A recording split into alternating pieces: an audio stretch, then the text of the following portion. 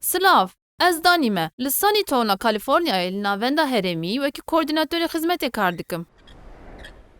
Îro ez dixwazim bi we re şertê duyem yê HCBSyê nîqaş bikim. Qaîdeya duyem. Bijartina cihê niştê cihbûnê. Li gorî vî şertî hûn xwedî mafin ku cihê ku hûn lê bijîn hilbijêrin. Bi mirovên astengdar re, bi mirovên neastengdar re an jî bi tena serê xwe hûn dikarin bijîn û mafê wê yê hilbijartinê heye.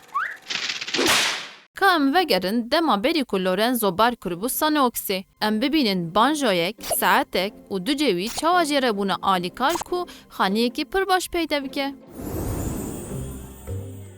Rojek xweş derbas bikin dostno?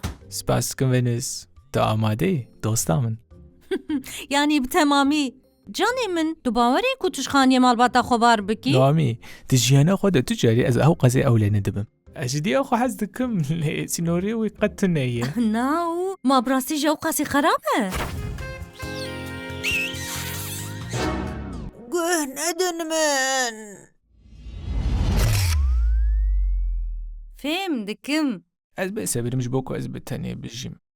Danî, koordinatörê min bi xizmetê ji min re lîsteyekê xaniyan nişand.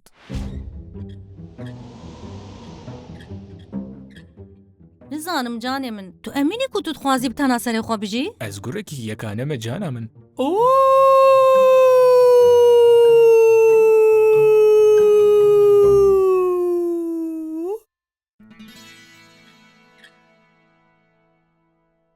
Wêkitî, te akustiyaka de vê derê newaze be. Aha. Wî na, min telefon jî bîr kir, min soz dabû ez ê sureta bigirim.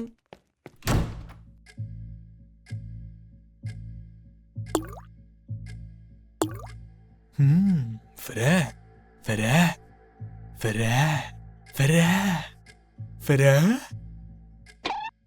Naomi! Ê gurê yekane, te tenê 35 saniyan îdare kir, min ew qajî hêvî nekiribû. Gelekî komîk e. Baş e, bi tenê jiyanan ne li gorî min e. Niha di dorê de xaniyekî bi müziksiyanan tişe heye. Pir baş e, heydê em biçin komarteya nû nas bikin.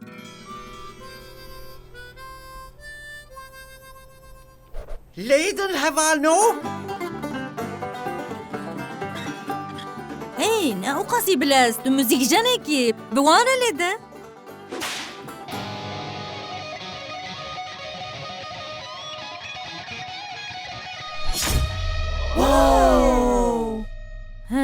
Belê, te hinekî zêde lê da.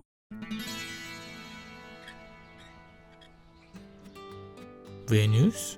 Oh, na. Ez cêwiya Venüsê me. Nova. Cêwiya şeytan tu ye? Belkî jî ev Maya, Steven û Dexter'in. Tu bi xêr hatî malê dostêm. Ewlî divê em malê nîşanî wî bidin. Ne wisa? Belê ev aqlanê. Wekî dawî, ev derodeya we ye. Hûn dibînin, me tiştên bingehên ayar kirin. Em dikarin alî we bikin ku hûn li gor xwe bixemilînin. Tu çi difikirî cana min? Gelo em dikarin wisa çê bikin? Oh, em dikarin vê bikin. Baş e canê min, tu çi difikirî? Hema bêje bi qasî te dihêje. Hema bêje.